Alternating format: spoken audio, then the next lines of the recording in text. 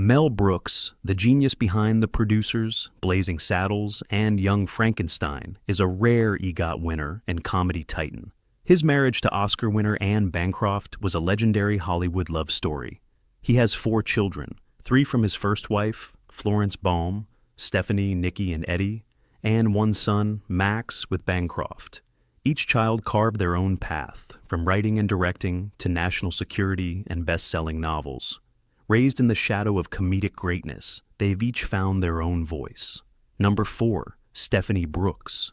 Born on February 21st, 1956, in New York City, is the eldest of all the Brooks children. Her parentage placed her at a unique intersection of the performing arts. Her father, a rising star in television comedy, and her mother, a distinguished dancer on the Broadway stage. This dual artistic heritage provided a rich and stimulating foundation for her own creative inclinations. Signaling a serious commitment to the craft of filmmaking, Stephanie enrolled in film courses at the prestigious New York University, NYU, in the late 1970s.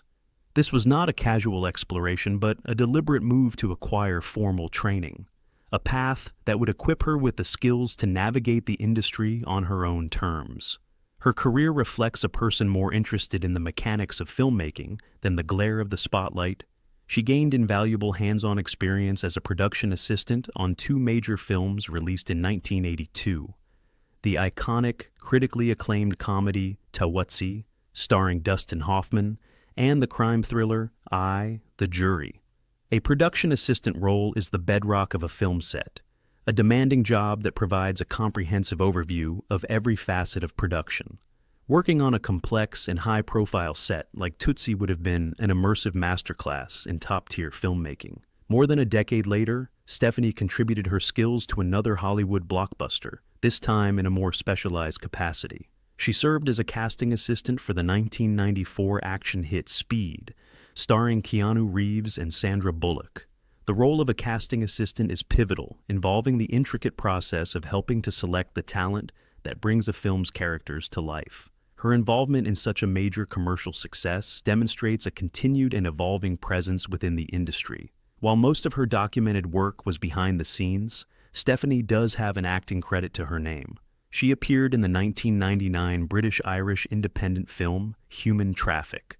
The film, which has since achieved cult status, is a vibrant and energetic depiction of youth club culture in Cardiff, Wales. Her choice of an independent international film, known for its distinct style, suggests an artistic taste that diverged from the mainstream Hollywood projects she had previously worked on. Stephanie Brooks's career is a testament to the value of the many crucial roles that exist behind the camera. She chose a path of substantive contribution rather than public fame, a quiet professional who navigated the industry with skill and a clear preference for the craft over the celebrity. Number 3. Nicholas Nicky. Brooks, born on December 13, 1957, in New York City, also followed his family's creative current into the world of film. Like his older sister Stephanie, Nicky pursued a formal education in the craft, studying film at New York University. His career, however, would focus more specifically on writing and directing, culminating in a deeply personal feature film that brought him into a unique creative dialogue with his famous father. After an early singular acting role in the 1971 family movie Who Says I Can't Ride a Rainbow, Nicky pivoted to working behind the camera. His most prominent work to date is the 2016 film Sam, a project he wrote, co-penning the screenplay with John Gallagher, produced and directed. The journey to bring Sam to the screen was a long one, an idea that, as Nicky said, cooked in my brain for about 2 years before I sat down to pen the screenplay. The film itself is a romantic comedy with a fantastical, high-concept premise.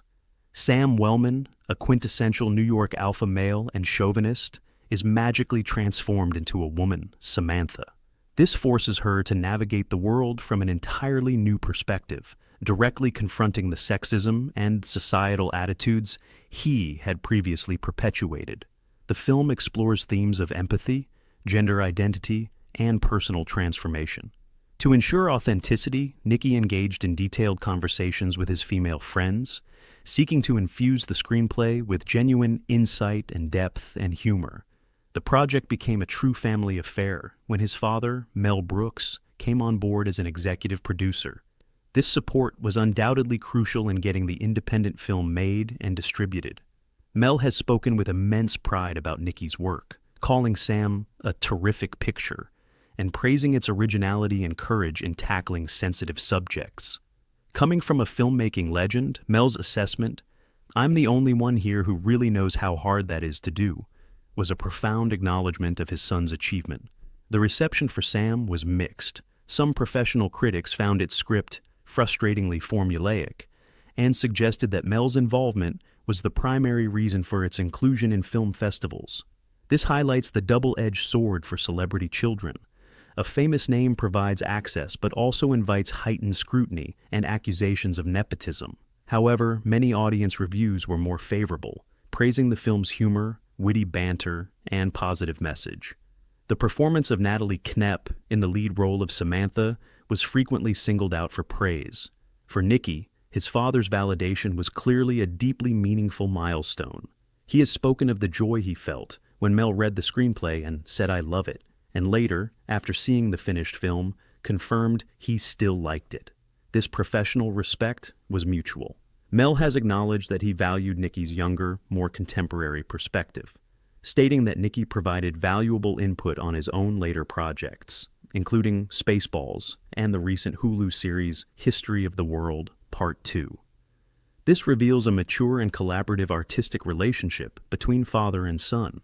Nicky has also produced short films, including Confession on Pleasant Street, which was directed by his niece, Samantha Brooks, the daughter of his brother Eddie, showcasing his role as a mentor to the next generation of Brooks filmmakers. Number 2. Edward Eddie Brooks.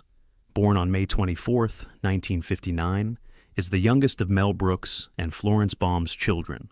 Of all the Brooks siblings, Eddie has cultivated the most private life, choosing to engage with the creative arts on his own quiet terms, far from the public gaze. His story is one of such discretion that it's first necessary to distinguish him from other public figures with the same name. He is not Ed Brooks, the prominent Seattle-based audio engineer who has worked with bands like Pearl Jam and Death Cab for Cutie. He is not the veteran actor Eddie Ryder, who appeared in his father's film High Anxiety.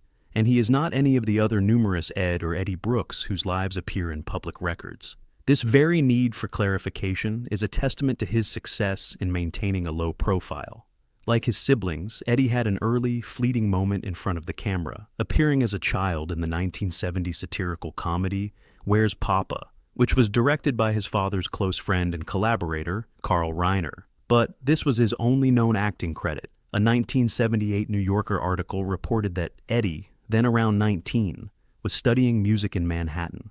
This points to an early artistic inclination, though his path would eventually lead him to film directing. While there's no public record of him attending a formal film school like his older siblings, he is credited with directing at least 2 short films. His work includes The Green Room and Of the Woods, Prologue, the latter described as a horror thriller short.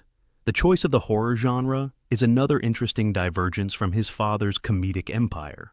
Directing short films is often a passion-driven endeavor, allowing for significant artistic control without the immense commercial pressures of feature filmmaking. This choice aligns with the desire to create on one's own terms. While Eddie himself remains private, his branch of the family has recently stepped into the public narrative through his daughter, Samantha Brooks. Samantha is a journalist who has written for various publications, covering topics from travel and art to culture and wellness. In a delightful intergenerational moment, Samantha has publicly interviewed her famous grandfather, Mel Brooks, discussing his work, including the recent History of the World, Part 2.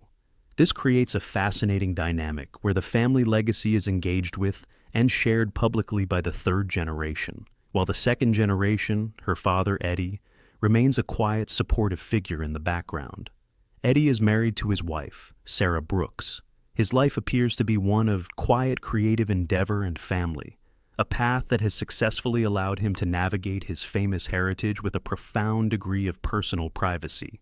Number 1, Max Brooks. Born on May 22, 1972, is the only child of Mel Brooks and the legendary actress Anne Bancroft.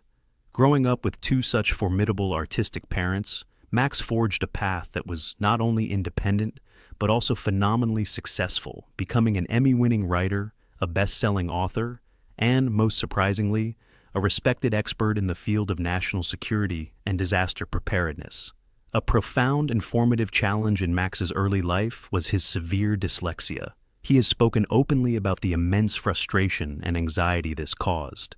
The hero of this chapter of his life was his mother, Anne Bancroft. She effectively put her own career on hold to become his fiercest advocate, immersing herself in understanding his learning difference and, in a life-altering move, arranged for all of his school textbooks to be recorded onto audio cassettes.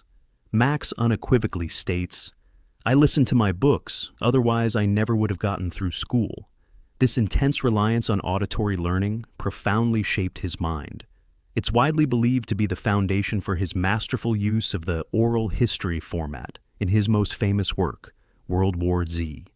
After attending Pitzer College, where he earned a degree in history, and pursuing graduate studies in film at American University, Max was uniquely equipped with skills in research, history, and narrative structure. His first major literary success was the 2003 book, The Zombie Survival Guide.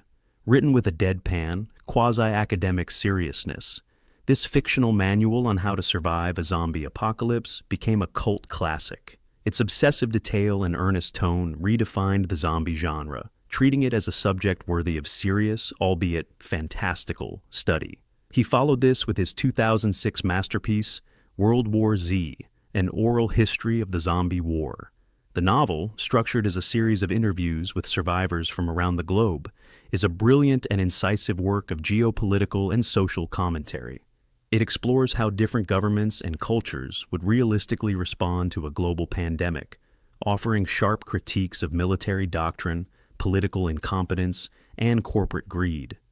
The book was a massive international bestseller. The 2013 film adaptation starring Brad Pitt was a box office hit, but diverged significantly, transforming Brooks's sprawling, thoughtful, oral history into a more conventional, hero-driven action movie. Max's other works show his incredible range.